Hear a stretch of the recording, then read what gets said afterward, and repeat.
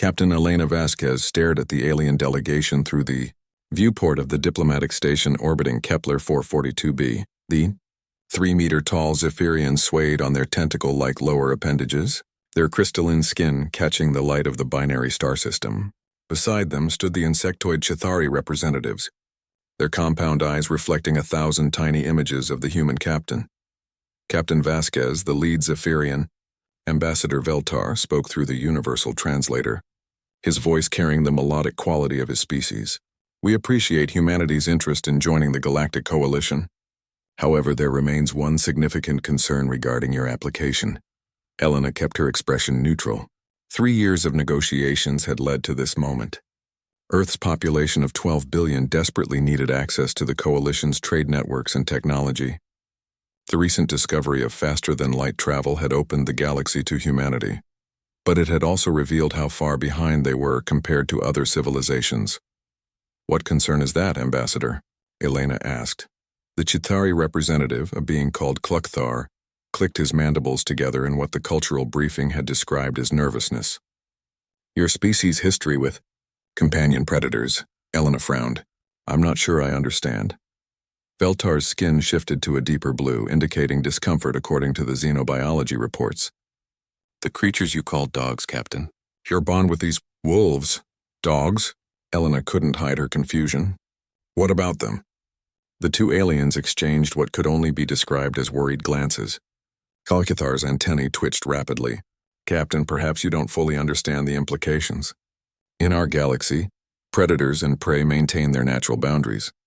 The concept of domestication of apex predators is considered extremely dangerous. Dogs aren't apex predators, Elena protested. They're our companions. Our friends. The reaction was immediate. Both aliens stepped backward, and several security officers of various species in the room shifted nervously. Veltar's skin went nearly black. Friends? Veltar's voice rose an octave. Captain, you speak of wolf descendants as friends? This is precisely what concerns us. Elena looked around the room, noting the fear in every non-human face. Ambassador, I think there's been a serious misunderstanding. Dogs have been humanity's companions for over 30,000 years. They help us, protect us, and we care for them in return. Klikathar's wings buzzed anxiously. You speak of a symbiotic relationship with predators that, according to our historical data, were capable of taking down prey many times their size. And you've somehow convinced these creatures to serve you. Not serve, Elena corrected. Partner with us. They're loyal because we've earned their trust over millennia. The silence that followed was deafening. Finally, Veltar spoke, his voice barely above a whisper. Captain, do you have any idea how terrifying that sounds to the rest of us? Elena was beginning to understand. In the Coalition's database, every species had evolved as either predator or prey, with clear distinctions. The idea of a prey species forming alliances with predators was unknown. The concept of predators choosing to protect rather than hunt was incomprehensible. Let me show you something, Elena said, reaching for her personal tablet. The security officers tensed, but she moved slowly, pulling up a video from Earth. This is my daughter Sarah with our family dog, Rex. The hologram showed a 5-year-old girl playing in a garden with a German shepherd. The child was laughing as the large dog gently carried a stick, his tail wagging. When Sarah stumbled, the dog immediately moved to steady her, his eyes alert and protective. The reaction from the aliens was immediate. Kalkathar's entire body went rigid, while Veltar's skin cycled through colors Elena had never seen before. The child, Veltar whispered. She's completely vulnerable to the predator. Rex would die before letting anything harm her, Elena said softly. That's what dogs do. They protect their pack, their family. But why? Kalkathar demanded, his voice high with stress. What do you give them in return that's worth their loyalty? Elena smiled, thinking of Rex waiting for her return to Earth. Love, food, shelter, companionship. We treat them as family members. You've created a warrior caste, Veltar breathed. An army of predators bound to your species through affection. We've created friends, Elena insisted. Partners. They're not weapons. But even as she said it, Elena could see how it might appear to other species. Humanity had indeed formed an unprecedented alliance with creatures that could be formidable in combat. The Coalition's fear wasn't entirely unreasonable. Captain, Beltar said, regaining some composure. The Coalition has strict policies about species that might pose a threat to galactic stability. A race that has somehow bound predatory species to their will through psychological manipulation. It's not manipulation. Elena interrupted, but Veltar continued. Must be carefully evaluated. We cannot allow humanity into the Coalition until we understand the full extent of this ability of yours. The meeting was clearly over. Elena could see it in every alien face around the room. Fear had replaced curiosity. Suspicion had replaced welcome. What does this mean for our application? Elena asked, though she already knew the answer. Humanity's application for Coalition membership is hereby suspended pending further investigation, Veltar announced formally. We will need to study your species and these dog creatures extensively before any decision can be made. As the alien delegates filed out of the room, Elena stood alone by the viewport, looking down at the planet below where a Coalition research station was being established. Earth would have to wait for its place among the stars. She thought of Rex, of the millions of dogs across Earth who asked for nothing more than a warm meal and a gentle hand. Somehow humanity's greatest strength, their ability to form bonds across species lines, had become their greatest liability. The galaxy saw wolves where humans saw loyal friends, and that fundamental misunderstanding might keep humanity isolated forever. Elena activated her communicator to send a message back to Earth Command. She would have to explain why 3 years of negotiations had failed, because the galaxy was afraid of golden retrievers and poodles. The irony wasn't lost on her. In a galaxy full of advanced civilizations, humanity was considered dangerous because they had learned to love. 6 months after the failed negotiations, Dr. James Morrison found himself in the most unusual assignment of his career, the Coalition's Xenobiology research station on Kepler 442b. Hummed with activity as scientists from 17 different species studied humanity's relationship with dogs. James watched through reinforced transparent aluminum as a team of Zephyrian researchers observed Max, a golden retriever who had volunteered for the study along with his human companion, Lieutenant Sarah Chen. The aliens maintained what they considered a safe distance of 50 meters while recording every interaction. The predator appears to be in a submissive posture, Dr. Yilmar, the lead Zephyrian scientist, noted into his recording device. The human has commanded it to sit and the creature has complied without hesitation. James bit back a laugh. Max wasn't sitting because he was submissive. He was sitting because Sarah had treats in her pocket and he knew the routine. Dr. Morrison, came a buzzing voice behind him. James turned to see Dr. Zechtel, one of the Chithari researchers. We need to understand something. In your reports, you claim that these predators will defend human children even against larger threats. This seems impossible. It's not impossible, James replied. It's instinct. Thousands of years of selective breeding and partnership have made protecting humans as natural to dogs as breathing. Zechtel's antennae twitched nervously. But surely there are limits. What if the threat was overwhelming? James pulled up a historical video on his tablet. This footage is from the 2157 apartment fire in New Tokyo. Watch the dog. The video showed a burning building. Emergency responders hadn't arrived yet, and smoke was pouring from a third-floor window.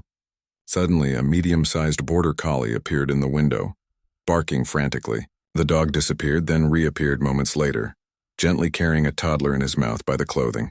The dog made 3 more trips, each time retrieving another child from the family apartment.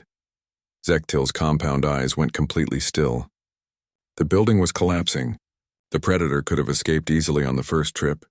His name was Tucker, James said quietly. He died in the collapse after saving all 4 children. He could have left them and survived. Why didn't he? James looked at the alien scientist, seeing genuine confusion in his expression. Because they were his family. That's what family means to dogs. You protect the pack no matter the cost. Across the observation deck, alarms suddenly began blaring. Emergency lights flashed red as an automated voice announced, "Hull breach detected in Section C. All personnel evacuate immediately." The research station shook violently as something impacted the outer hull. Through the viewports, James could see scrapper ships, notorious pirates who raided research stations for valuable technology and hostages. Chaos erupted as alien researchers scattered in panic. The Zephyrians moved too slowly to reach the escape pods quickly. while the Chithari's flight instincts made them dart randomly instead of following evacuation protocols. "Sarah," James called out to Lieutenant Chen, who was still in the observation room with Max. "We need to move." But Sarah was down, struck unconscious by falling debris when the station had shuddered from the impact. Max stood over her, hackles raised, watching the sealed door that was beginning to buckle under pressure from the hull breach. James started toward them, but another impact threw him against a wall. His vision blurred as he struggled to stand. Around him, the alien scientists were failing to coordinate their escape. Some were frozen in terror. Others were pushing frantically toward exits that were already sealed by emergency protocols. That's when James heard it. A deep, aggressive growling that seemed to echo through the corridors. Max had somehow opened the door to the observation room and was now in the main corridor, standing between the unconscious Sarah and the direction where the scrappers would be coming from. The golden retriever's entire demeanor had changed. Gone was the friendly companion who had been patiently enduring scientific observation. In his place stood something primal and dangerous, a guardian whose family was threatened. "Max," James called out. "Come here, boy." But Max ignored him. The dog's focus was absolute, his body language radiating a warning that needed no translation. Approach the unconscious human and face the consequences. The first scrapper appeared around the corner, a heavily armed Rigelian mercenary nearly 3 meters tall, covered in chitinous armor. The alien spotted Sarah's unconscious form and chittered what James recognized as cruel laughter. Max didn't hesitate. The dog launched himself at the armored giant with a snarl that froze every alien on the deck. The scrapper, caught completely off guard by the attack, stumbled backward as 80 pounds of furious canine slammed into his chest. What happened next would be analyzed in coalition military academies for years to come. Max had somehow identified the weak points in Rigelian armor, the joints where flexibility was necessary. His teeth found the gaps with precision that suggested intelligence, not just animal fury. The scrapper's weapon clattered to the floor as he tried to dislodge the dog, but Max held on, his jaws locked around the alien's primary manipulator arm. 2 more scrappers appeared, but they hesitated. They had never encountered anything like this, a creature that attacked without regard for its own safety, driven purely by the need to protect. "Impossible," Dr. Yilmar whispered from where he cowered behind an overturned table. "The mass differential alone should make this futile." But James understood what the aliens couldn't grasp. Max wasn't fighting to win. He was fighting to buy time to keep the threats away from Sarah until help could arrive. Every second he held their attention was another second for the evacuation protocols to function. The station's emergency systems finally activated the security barriers, sealing off the breached section. Coalition security forces, who had been responding to the distress signal, breached the hull from another direction. Within minutes, the remaining scrappers were in custody. When the medical team reached the observation deck, they found Max lying beside the unconscious Sarah, his fur matted with his own blood from minor injuries. He was exhausted but alert, still watching for threats. Only when James knelt beside him did the dog finally relax, his tail managing a weak wag. Dr. Zechtil approached cautiously, his entire worldview clearly shaken. "Dr. Morrison," he said quietly, "that creature, he knew he was outmatched. He knew he could die, but he attacked anyway." "Yes," James said, gently checking Max's injuries while the dog licked Sarah's face as she began to regain consciousness. "And he would do this for any human in his pack?" James looked up at the alien scientist, seeing understanding beginning to replace fear. "For any member of his family, yes. That's what dogs do." The implications hung in the air like a revelation. The galaxy had spent months trying to understand humanity's relationship with dogs through the lens of dominance and control, but what they had witnessed was something far more powerful and far more terrifying to anyone who might threaten humanity. They had witnessed love in action. 6 months after the failed negotiations, Dr. James Morrison found himself in the most unusual assignment of his career, the Coalition's Xenobiology research station on Kepler 442b, hummed with activity as scientists from 17 different species studied humanity's relationship with dogs. James watched through reinforced transparent aluminum as a team of Zephyrian researchers observed Max, a golden retriever who had volunteered for the study along with his human companion, Lieutenant Sarah Chen. The aliens maintained what they considered a safe distance of 50 meters while recording every interaction. The predator appears to be in a submissive posture, Dr. Yilmar, the lead Zephyrian scientist, noted into his recording device. The human has commanded it to sit and the creature has complied without hesitation. James bit back a laugh. Max wasn't sitting because he was submissive. He was sitting because Sarah had treats in her pocket and he knew the routine. Dr. Morrison, came a buzzing voice behind him. James turned to see Dr. Zechtel, one of the Chithari researchers. We need to understand something. In your reports, you claim that these predators will defend human children even against larger threats. This seems impossible. It's not impossible, James replied. It's instinct. Thousands of years of selective breeding and partnership have made protecting humans as natural to dogs as breathing. Zechtel's antennae twitched nervously. But surely there are limits. What if the threat was overwhelming? James pulled up a historical video on his tablet. This footage is from the 2157 apartment fire in New Tokyo. Watch the dog. The video showed a burning building. Emergency responders hadn't arrived yet, and smoke was pouring from a third-floor window. Suddenly, a medium-sized border collie appeared in the window, barking frantically. The dog disappeared, then reappeared moments later, gently carrying a toddler in his mouth by the clothing. The dog made 3 more trips, each time retrieving another child from the family apartment. Zechtel's compound eyes went completely still. The building was collapsing. The predator could have escaped easily on the first trip. His name was Tucker, James said quietly. He died in the collapse after saving all 4 children. He could have left them and survived. Why didn't he? James looked at the alien scientist, seeing genuine confusion in his expression. Because they were his family. That's what family means to dogs. You protect the pack no matter the cost. Across the observation deck, alarms suddenly began blaring. Emergency lights flashed red as an automated voice announced, "Hull breach detected in Section C. All personnel evacuate immediately." The research station shook violently as something impacted the outer hull. Through the viewports, James could see scrapper ships, notorious pirates who raided research stations for valuable technology and hostages. Chaos erupted as alien researchers scattered in panic. The Zephyrians moved too slowly to reach the escape pods quickly, while the Chithari's flight instincts made them dart randomly instead of following evacuation protocols. "Sarah," James called out to Lieutenant Chen, who was still in the observation room with Max. "We need to move." But Sarah was down, struck unconscious by falling debris when the station had shuddered from the impact.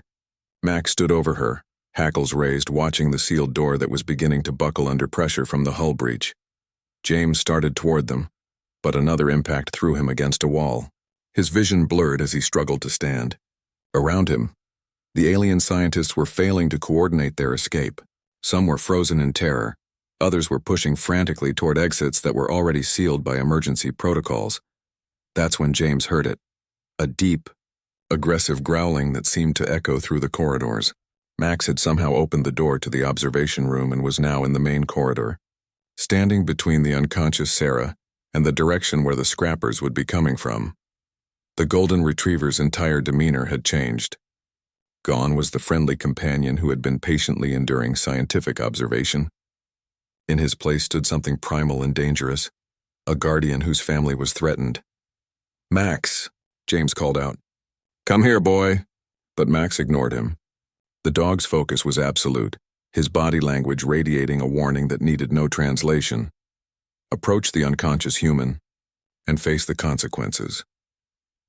The first scrapper appeared around the corner, a heavily armed Rigelian mercenary nearly 3 meters tall, covered in chitinous armor. The alien spotted Sarah's unconscious form and chittered what James recognized as cruel laughter. Max didn't hesitate. The dog launched himself at the armored giant with a snarl that froze every alien on the deck. The scrapper, caught completely off guard by the attack, stumbled backward as 80 pounds of furious canine slammed into his chest. What happened next would be analyzed in coalition military academies for years to come. Max had somehow identified the weak points in Rigelian armor, the joints where flexibility was necessary. His teeth found the gaps with precision that suggested intelligence, not just animal fury. The scrapper's weapon clattered to the floor as he tried to dislodge the dog, but Max held on, his jaws locked around the alien's primary manipulator arm. 2 more scrappers appeared, but they hesitated. They had never encountered anything like this. A creature that attacked without regard for its own safety, driven purely by the need to protect. Impossible, Dr. Yilmar whispered from where he cowered behind an overturned table. The mass differential alone should make this futile. But James understood what the aliens couldn't grasp. Max wasn't fighting to win. He was fighting to buy time to keep the threats away from Sarah until help could arrive. Every second he held their attention was another second for the evacuation protocols to function. The station's emergency systems finally activated the security barriers, sealing off the breached section. Coalition security forces, who had been responding to the distress signal, breached the hull from another direction. Within minutes, the remaining scrappers were in custody. When the medical team reached the observation deck, they found Max lying beside the unconscious Sarah, his fur matted with his own blood from minor injuries. He was exhausted but alert, still watching for threats. Only when James knelt beside him did the dog finally relax, his tail managing a weak wag. Dr. Zechtil approached cautiously, his entire worldview clearly shaken. "Dr. Morrison," he said quietly, "that creature, he knew he was outmatched. He knew he could die, but he attacked anyway." "Yes," James said, gently checking Max's injuries while the dog licked Sarah's face as she began to regain consciousness. "And he would do this for any human in his pack?" James looked up at the alien scientist, seeing understanding beginning to replace fear. "For any member of his family, yes. That's what dogs do." The implications hung in the air like a revelation. The galaxy had spent months trying to understand humanity's relationship with dogs through the lens of dominance and control, but what they had witnessed was something far more powerful and far more terrifying to anyone who might threaten humanity. They had witnessed love in action. Admiral Corvin Thray stood on the bridge of the Hegemony Dreadnought Conquest, watching the tactical display with satisfaction. The Coalition's newest research station orbiting, the 4th planet of the Centauri system, gleamed like a jewel against the starfield, a perfect target for his fleet's first major operation. The Hegemony was a relatively new power in this region of space, formed by an alliance of militant species that viewed the Coalition's diplomatic approach as weakness. Corvin's own people, the Vortak, were apex predators from a world where only the strongest survived to reproduce. The idea of forming alliances through friendship rather than dominance was not just foreign, it was disgusting. "Admiral," reported his tactical officer, "sensors detect minimal defensive capabilities. Standard Coalition research facility armaments only. No warships in the system." "Excellent," Corvin growled, his razor-sharp teeth gleaming. "Begin the assault. I want all data cores intact and any valuable specimens captured alive." What Corvin didn't know was that the Centauri research station wasn't just any Coalition facility. It was the new Joint Human Coalition Xenobiology Center, where Dr. James Morrison had relocated his expanded research program. More importantly, it was where Captain Elena Vasquez had been assigned as military liaison, bringing with her a small contingent of human personnel, including their dogs. In the station's recreation center, Staff Sergeant Maria Santos was running training exercises with Buster, a German Shepherd mix who served as the facility's security and search and rescue specialist. Nearby, Dr. Morrison was conducting a friendship bonding session between his colleague Dr. Zechtil and a gentle Labrador named Sunny. The friendship experiment had been remarkably successful. Over the past month, Zechtil had gone from terrified observer to genuine dog lover, spending hours learning to interpret canine body language and even teaching Sunny some basic Chithari chirps that meant, "Good boy." The first indication of trouble came when the station's emergency alarms began shrieking. Captain Vasquez's voice crackled over the intercom. "All personnel to emergency stations. We have multiple hostile ships approaching. This is not a drill." Through the transparent aluminum windows, Maria could see the distinctive wedge-shaped hulls of Hegemony attack ships dropping out of hyperspace. She'd heard of the Hegemony, but had never seen their vessels in person. They were built for intimidation as much as warfare, bristling with weapons and decorated with the skulls of defeated enemies. "How long until Coalition reinforcements arrive?" Dr. Morrison asked as they hurried toward the designated safe areas. "The nearest Coalition fleet is 6 hours away," Captain Vasquez replied grimly over the comm. "We're on our own." The first missile impact shook the station violently. Emergency bulkheads began sealing automatically, but everyone knew they were only buying time. The hegemony's reputation for taking prisoners was not encouraging. They were known to use captured scientists as experimental subjects. That's when Maria heard something that made her blood run cold, the sound of docking clamps engaging. The hegemony wasn't just planning to destroy the station. They were boarding it. "Buster, heel," she commanded, and the German shepherd immediately moved to her side, his ears alert and his stance ready. Around the recreation center, the other humans with their dogs were doing the same.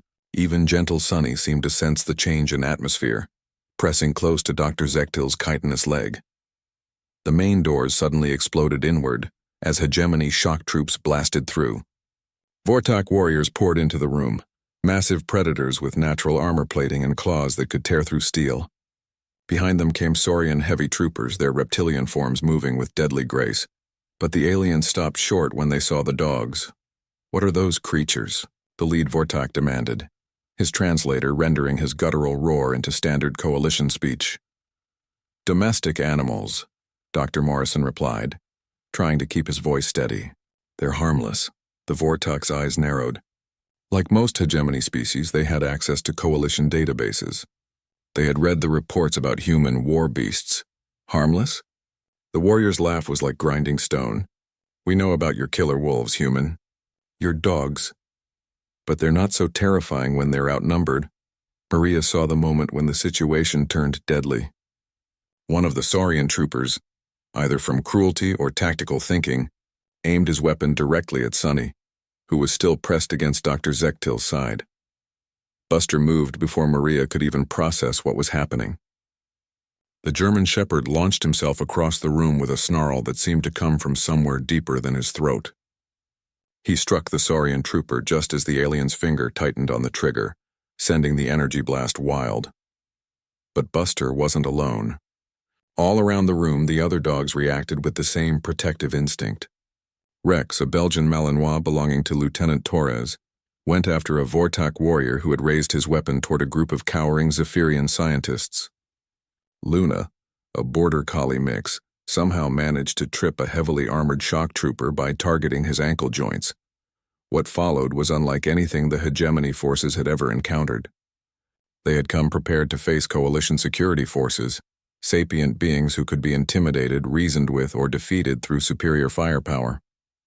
Instead, they found themselves fighting creatures that seemed to be everywhere at once, moving with pack coordination that no military formation could match. The dogs didn't fight like soldiers following orders. They fought like family members protecting their loved ones. When one dog was threatened, the others moved to support it. When an alien got too close to a vulnerable scientist, multiple dogs would converge to drive the threat away. Fall back. The Vortak commander roared after his third trooper went down with a dog attached to his arm. "Regroup in the corridor." But the dogs had tasted battle now, and their human companions were beginning to coordinate with them. Maria found herself moving in sync with Buster, covering his blind spots while he drove enemies away from the civilians. Dr. Morrison, despite being a scientist, had grabbed a fallen hegemony weapon and was providing covering fire for the dogs.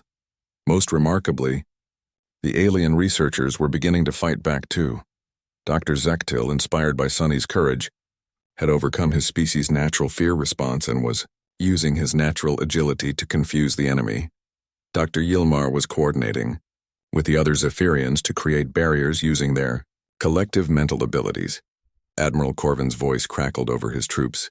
"Communication system, what is your status? Why haven't you secured the research center?" "Sir," came the strained reply from the boarding team leader. "The humans, they have pack hunters with them. The creatures are coordinating in ways our tactical computers can't predict. They're just animals," Corvin snarled. "No, sir," the trooper replied as another scream echoed in the background. "They're not."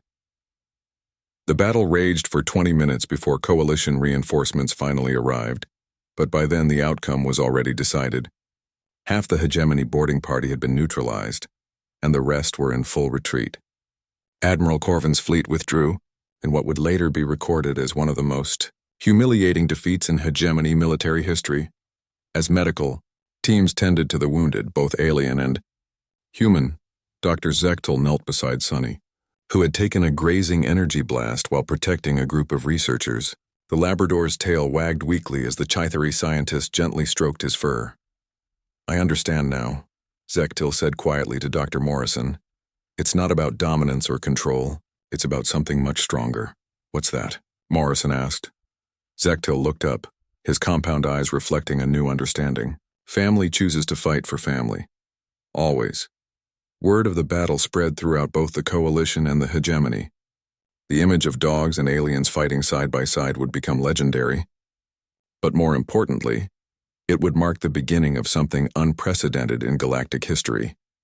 A multi-species alliance based not on mutual benefit or shared enemies, but on genuine emotional bonds. The galaxy was about to learn that humans had not domesticated wolves. They had taught the concept of chosen family to the stars. 6 months after the hegemony attack, the Galactic Coalition looked nothing like it had before. The sterile halls of Nexus Prime now echoed with sounds that would have been unthinkable a year earlier. The clicking of Chithari mandibles in what humans had learned was laughter. The harmonic trills of Zephyrians attempting to mimic dog barks, and most remarkably, the happy woofing of dogs who had found new pack members across dozens of species. Ambassador Veltar stood in his private office, watching through the floor-to-ceiling windows as humans and aliens walked together through the station's garden districts. A draconian child, if a 200-pound reptile could be called a child, was playing fetch with a golden retriever while her parents chatted with human diplomats. Nearby, a group of Andromedian researchers were attempting to teach their multiple eye stalks to follow a border collie's agility tricks. The knock on his door interrupted his contemplation. "Enter," he called, his skin shifting to a welcoming green. Dr. James Morrison entered, followed closely by Dr. Zektil and, to Veltar's continued amazement, Sonny the Labrador. The dog had become something of a celebrity after the hegemony incident, but he remained the same gentle, friendly creature he had always been. "Ambassador," James said, settling into one of the specially designed chairs, "we need to discuss the situation developing on the outer rim." Veltar's skin shifted toward concerned blue. "You mean the hegemony's expansion toward Kithara space?" "Exactly. The Kitharans have formally requested coalition assistance, but they're hesitant about accepting help that includes human involvement." Veltar understood the concern. The Kitharans were an ancient species of crystalline beings who communicated through harmonic resonances. They had been members of the coalition for over 1,000 years, but were deeply traditional and slow to adapt to change. The idea of humans with their pack predators was still disturbing to many older species. "What are you proposing?" Veltar asked. Dr. Zektil's antennae twitched with excitement. "Ambassador, we believe this could be an opportunity to demonstrate something important. The Kitharans are facing extinction. The hegemony views their crystal-based technology as a prize worth taking. Traditional coalition military response might not be enough, but humans and dogs working together," James continued. "We've seen what that can accomplish. The question is whether the Kitharans will accept our help." Veltar considered this. The Kitharans' homeworld was under siege by a hegemony fleet, nearly twice the size of any coalition force that could be assembled in time. Traditional tactics had failed against hegemony aggression before, but the combination of human adaptability and canine loyalty had proven devastatingly effective. "I'll arrange for a diplomatic meeting," Veltar decided. "But I must warn you, the Kitharans are not like the species you've worked with before. They are very old, very proud, and very set in their ways." 3 days later, aboard the coalition diplomatic vessel Harmony, Captain Elena Vasquez found herself in the most challenging negotiation of her career. The Kithira delegation consisted of 3 towering crystal beings whose bodies rang with musical notes when they moved. Their leader, Ancient Resonance Valkyra, stood nearly 4 meters tall and radiated an aura of age and wisdom that was almost tangible. "Honored Valkyra," Elena began, "we understand your people's desperate situation. The hegemony fleet will reach your homeworld within the week." The crystal being's response came as a series of harmonic tones that the translator converted into words tinged with skepticism. "Young Captain, the coalition has promised assistance before. Your fleets are strong, but they have not faced the full might of Admiral Corvin's armada." Elena glanced at Dr. Morrison, who nodded encouragingly. They had agreed that honesty would be their best approach. You're right, Elena said. Traditional coalition forces alone may not be enough. But we're offering something different. Something that has proven effective against hegemony tactics. Valkyra's crystalline form shimmered with colors that the cultural briefings had said indicated confusion. You speak of your association with predatory creatures. This concerns us greatly. How can beings of peace work with instruments of violence? May I show you something? Elena asked. At Valkyra's gesture of consent, she activated a holographic display showing footage from the Centauri research station battle. The Kitharans watched in silence as the recording played, showing humans and dogs fighting not as separate forces but as a unified pack. But Elena had chosen this footage specifically. It focused not on the violence but on the protection. Dogs positioning themselves between aliens and threats, humans shielding wounded researchers regardless of species, the moment when Sunny had been injured protecting Zephyrian civilians. We don't fight with violence, Elena explained as the footage ended. We fight with love. Our dogs don't attack because they're weapons. They fight because they're defending family, and that family now includes anyone willing to be part of our pack. Ancient Valkyra was silent for so long that Elena began to worry the translation system had failed. Finally, harmonic notes filled the air that translated as profound contemplation. Your meaning is difficult for us to grasp, Valkyra admitted. We Kitharans bond with our resonance crystals which share our life energy. But these are tools extensions of ourselves. You speak of bonding with entirely separate beings. Dr. Zektil stepped forward, his chittering translated with unusual emotion. Honored Ancient, perhaps I can help explain. 6 months ago I feared humans and their dogs. I believe they represented chaos and danger. But I have learned something that has changed my understanding of existence itself. The Chithari scientist knelt beside Sunny, who had been lying quietly throughout the meeting. The dog's tail wagged as Zektil gently stroked his fur. This creature owes me nothing, Zektil continued. We are from different worlds, different evolutionary paths. By all logic, we should be strangers at best, enemies at worst. But he has chosen to love me, and in return I would face any danger to protect him.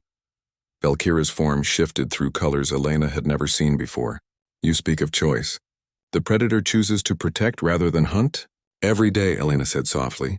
Just as we choose to protect rather than conquer. The hegemony sees strength in domination. We've learned there's greater strength in acceptance. The ancient Kithara's harmonic response was complex, layering multiple tones that spoke of deep consideration. If we were to accept this assistance, what would you require from us? Nothing, Elena replied, and saw Valkyra's surprise in the sudden shift of crystalline colors. We're not asking to rule your world or control your people. We're asking to help defend your family because you've asked for protection. And after the threat is over? Elena smiled. If you want us to leave, we'll leave. If you want us to stay as friends, we'll stay. If you want to learn more about building pack bonds across species lines, we'll teach you. The choice is always yours. For the first time in the meeting, Valkyra's tones carried what the translator identified as hope. This pack loyalty you speak of, it could extend to our people. If you want it to, Dr. Morrison interjected. That's what pack means. It's not about species or biology. It's about choosing to care for each other. The silence that followed lasted nearly 5 minutes. Finally, Valkyra's crystalline form began resonating with a pure, clear note that grew in complexity and beauty. Young humans, the ancient being said, we accept your aid. But more than that, we would learn more of this pack concept. Perhaps it is time for old beings to learn new ways of being strong. As the diplomatic vessel changed course toward Kithara space, Elena stood on the bridge watching the stars. In a few days, they would face the largest hegemony fleet ever assembled. Traditional military thinking said they were outnumbered and outgunned. But Elena was beginning to understand that humans had never really fought traditional wars. They fought for family, and their family was growing larger every day. Behind her, she could hear Sunny playing with a small Kithara delegation member who had never seen a dog before. The crystalline being's attempts at barking were creating the most beautiful music Elena had ever heard. The galaxy was learning to sing in harmony.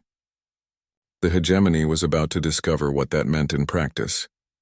The Battle of Kithara Prime would be remembered as the day the galaxy's understanding of warfare fundamentally changed. Admiral Corvin Thray stood on the bridge of his flagship, watching the tactical display with growing confusion as coalition forces arranged themselves in formations that made no tactical sense.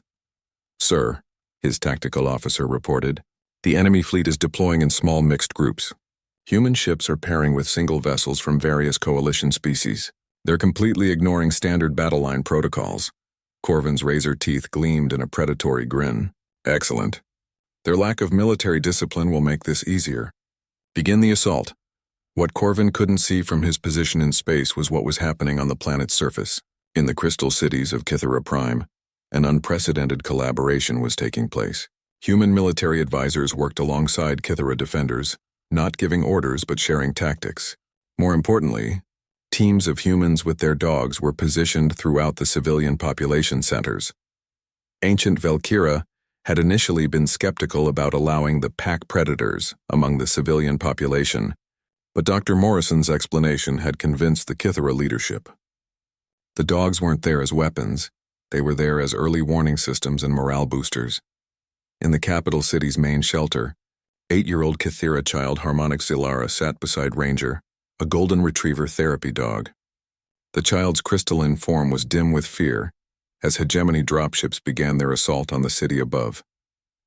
Ranger seemed to sense the child's distress and pressed closer, his warm fur providing comfort that transcended species barriers. "The creature is not afraid," Zilara observed in the musical tones of the Kythera language. Dr. Sarah Chen, who was coordinating the shelter's defense, knelt beside them. "Ranger has been through battles before. He knows that being scared is normal, but he also knows that we protect each other." "Even though I am not his pack?" the young Kythera asked. Sarah smiled, watching as Ranger gently nuzzled the child's crystalline hand with his nose. "You became his pack the moment he decided you needed protection.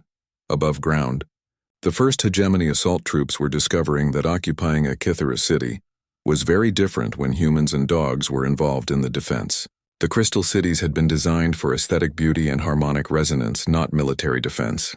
But humans had spent centuries learning to fight in urban environments, and dogs had spent millennia learning to fight as coordinated packs. Staff Sergeant Maria Santos moved through the crystalline corridors with Buster at her side, coordinating with a team of Kythera warriors whose bodies could resonate with the city's structure to create temporary barriers and defensive positions. The aliens' natural abilities, combined with human tactical knowledge and canine senses, created a defensive network the hegemony had never encountered. "Contact, East Corridor." Buster's low growl warned Maria seconds before her sensors detected the approaching Vortac shock troops. The dog's enhanced hearing and scent detection gave the defenders an early warning system that no technology could replicate. But what truly confounded the hegemony forces was the defenders' coordination across species lines. When Vortac warriors attempted to use their natural intimidation tactics, roaring, challenges and displays of strength that normally sent prey species fleeing, they found themselves facing an enemy that simply didn't react as expected. Captain Elena Vasquez watched the space battle unfold from the bridge of the Coalition flagship.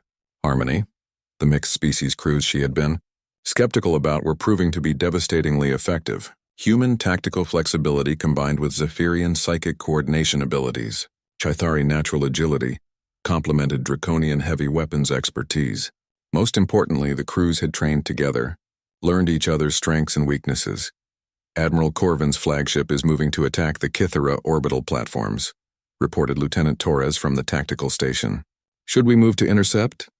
"Negative," Elena replied, surprising her bridge crew. "Let him have the platforms. He's thinking like a traditional military commander. Go for the strategic targets first." "Ma'am?"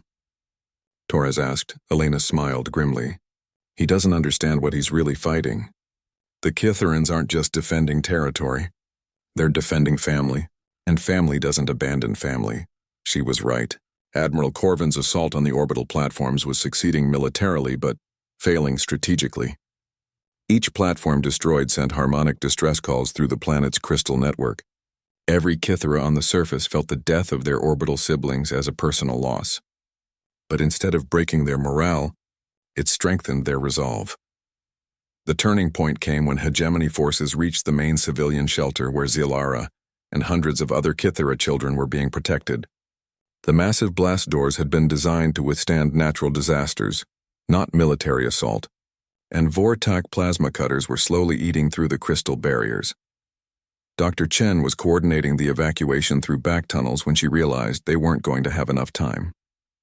The children were too frightened to move quickly, and the elderly Kitherans were struggling with the unfamiliar corridors. That's when Ranger and the other therapy dogs did something that would become legend in Kithera culture.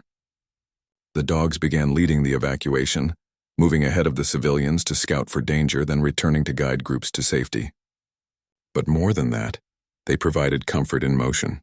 Children who had been frozen with fear began following the dogs. Elderly Kitherans found their strength renewed when gentle Labradors walked beside them. "They're shepherding us," ancient Valkyra observed in wonder as she watched a border collie named Scout organize a group of refugees with the same instinctive skill used for herding sheep. "These creatures understand protection in ways we never considered." The evacuation was nearly complete when the blast doors finally gave way. Vortak warriors poured into the shelter, expecting to find cowering civilians. Instead, they found the rear guard, a dozen humans with their dogs standing between the invaders and the evacuation route. What happened next defied every principle of military logic. Outnumbered 20-1 by armored warriors who outweighed them individually, the human canine team should have been overrun in seconds. Instead, they held their ground for nearly 10 minutes, long enough for the last refugees to reach safety. They held because they weren't fighting as individuals. Humans provided tactical coordination and weapons fire, while dogs used their speed and agility to disrupt enemy formations. When a human was threatened, multiple dogs converged to drive back the attackers. When a dog was injured, humans provided cover fire and medical attention without hesitation. But most importantly, they held because they believed absolutely in what they were protecting. These weren't nameless civilians, they were pack members, family members, beings they had chosen to love and defend. Admiral Corvin watched his assault stall with growing fury. "What is happening down there?" he demanded. "Sir," came the strained voice of his ground commander, "the defenders, they're not fighting like any enemy we've encountered.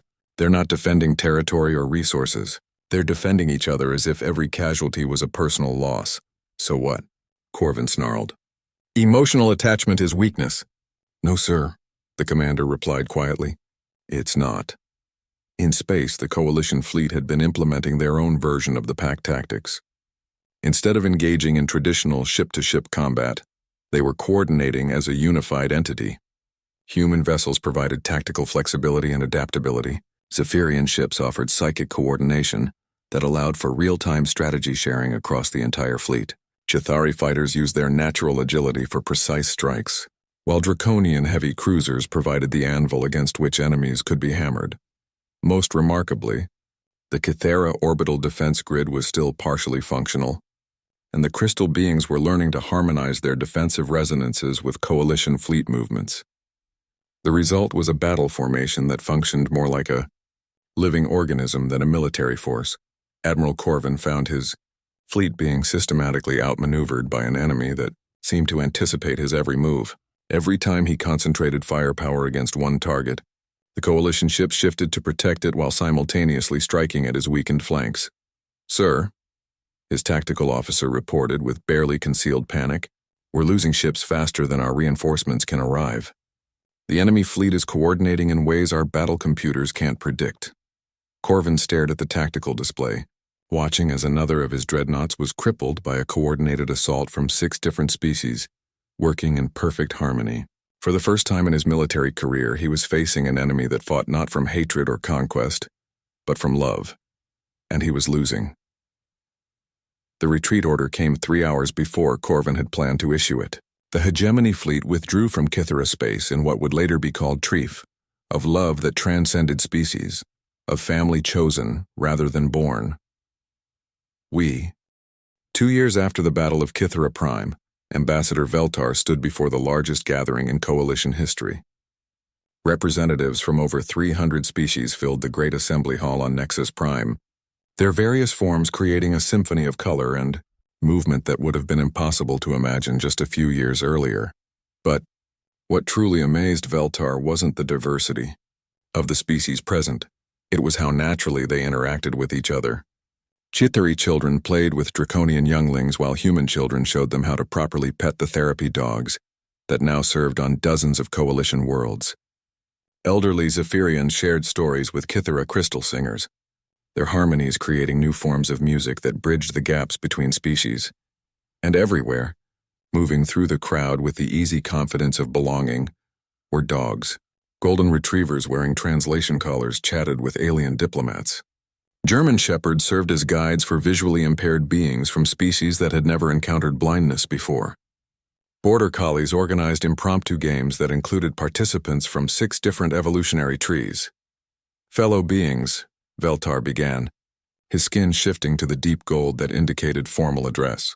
We gather today not just to celebrate the 2nd anniversary of our victory at Kithara Prime, but to acknowledge how fundamentally our galaxy has changed. The hall quieted, though not completely. The soft conversations between species, the gentle barking of dogs, and the harmonic humming of various aliens created a background symphony of life that Veltar found deeply moving. When humanity first applied for coalition membership, he continued, we were afraid of their bond with predators, afraid of their ability to form emotional connections across species lines. We saw their dogs as weapons and their friendship as manipulation. In the audience, Dr. James Morrison sat beside Dr. Zechtel, with Sunny lying contentedly across both their laps. The golden retriever had become something of an elder statesman among the coalition dogs, his gentle nature and heroism during the hegemony crisis having made him a symbol of the human-canine bond. We were not wrong to be afraid, Veltar admitted, causing a stir in the audience. But we were wrong about what we should fear. The true threat was not humanity's wolves. It was our own isolation. Ancient Valkyra rose from the Kithara delegation, the crystal being's form resonating with harmonics that translated as agreement. We learned at great cost that strength comes not from standing alone, but from choosing to stand together. The pack bond that humans and their companions demonstrated taught us something we had forgotten in our centuries of diplomatic distance. Captain Elena Vasquez, now Admiral Vasquez and head of Coalition Defense Forces, stood to address the assembly. When I first met with this body 3 years ago, I came asking for membership in your organization. Today I want to talk about what we've built together, something none of us could have created alone. She activated a holographic display that showed star charts of the local galactic arm. Coalition territory had expanded significantly, but more importantly, the borders weren't just defended, they were permeable. Species that had never considered joining the coalition were requesting membership, drawn not by military might or economic advantage, but by the promise of belonging to something larger than themselves. The hegemony has lost 17 member species in the last 18 months, Elena reported. Not through military conquest, but through defection. Vortex civilians are requesting asylum. Saurian scholars are abandoning their homeworlds to study our pack psychology. Even some Rigelian merchants are choosing coalition citizenship over hegemony profits. In the back of the hall, a figure that would have been shocking a few years earlier sat quietly observing. Former Admiral Corvin Thray, his predatory features softened by an expression of deep contemplation, had himself defected from the hegemony 6 months earlier. Beside him lay a small mixed-breed dog named Hope, a rescue from one of the contested border worlds. The transformation hadn't been easy. Corvin's species, the Vortak, were apex predators whose entire culture was built around dominance hierarchies. The concept of equality, much less interspecies emotional bonds, had been literally alien to him. But watching his own soldiers question their orders after witnessing coalition unity had forced him to examine his own beliefs. The pack bond, Elena continued, has become something we never expected. It's not just humans and dogs anymore. It's any being willing to choose love over fear, cooperation over domination, family over isolation. She gestured to the audience, where the evidence of her words was visible everywhere. A young Andromedian was learning to throw a ball for a border collie, his multiple eye stalks tracking the toy's movement with intense concentration. A draconian elder was deep in conversation with a human child about the proper care of reptilian species, while both of them absently petted a content golden retriever. Dr. Morrison rose to speak, Sunny padding beside him to the central podium. The dog's presence at diplomatic events had become so common that special protocols had been established for canine diplomatic advisors. 3 years ago, Dr. Morrison began, the galaxy thought humanity was dangerous because we had learned to bond with predators. They were right about the danger but wrong about the source. The real danger wasn't that we could control dogs, it was that we had learned love is stronger than fear. He paused, looking out at an audience that included beings from evolutionary backgrounds spanning billions of years of development. Every species here evolved with natural barriers between predator and prey, between competitor and ally. We humans somehow learned to cross those barriers, but we never could have imagined how powerful it would be when other species learned to cross them too. Sonny moved to the center of the stage, his tail wagging as he surveyed the crowd. The golden retriever's simple happiness in the face of such diversity had become emblematic of the coalition's new philosophy. Here was a creature who saw no barriers, no differences worth fearing, only potential friends and family members. Ancient Valkyra's harmonics filled the hall again. We have learned that the strongest walls are not made of metal or energy, but of the belief that we are alone. The pack bond breaks down those walls not through force, but through the simple act of choosing to care for one another. The formal session concluded, but the real business of the day was just beginning. In the corridors and meeting halls of Nexus Prime, informal groups were forming as they did every day now, mixed species gatherings that would have been impossible under the old coalition structure. In one corner, former Admiral Corvin was learning to play fetch with Hope, his massive clawed hands gently throwing a small ball while the dog's joy gradually wore down millions of years of predatory instincts. Nearby, Dr. Zektil was teaching a group of young Chithari the basics of dog training, emphasizing the importance of positive reinforcement over dominance. The revolution is complete, Veltar observed to Elena as they watched the interactions around them. No, Elena replied thoughtfully. I don't think it's complete. I think it's just beginning. She was watching a group of coalition scientists who were preparing for the next great challenge, establishing contact with species beyond the local galactic arm. The exploration ships launching next month would carry mixed crews representing dozens of species. And yes, they would carry dogs. Every time we meet a new species, Elena continued, they'll have to learn what we've learned, that the strongest bonds aren't formed through dominance or mutual benefit, but through genuine affection. That family isn't about genetics or evolution. It's about choosing to care for each other. Sonny wandered over to them, his tail wagging as he greeted each being in the group with the same enthusiastic welcome. The golden retriever had no concept of the philosophical implications of his behavior. He simply saw beings he liked and wanted to share his happiness with them. And perhaps, Elena thought, that simplicity was the greatest wisdom of all. The galaxy had once condemned humanity's deadly wolves as a threat to civilized order. They had been right about the threat, but wrong about what would be destroyed. It wasn't civilization that had fallen to the pack bond. It was loneliness, fear, and the ancient belief that strength meant standing alone. In the end, humanity hadn't conquered the galaxy through superior weapons or technology. They had conquered it through the simple revolutionary act of teaching the universe how to love across species lines. And every day, that revolution spread a little further among the stars, carried by mixed crews and mixed families who had learned that the strongest pack was the one that welcomed everyone willing to be part of it. The galaxy had learned to sing in harmony, and the song was still growing.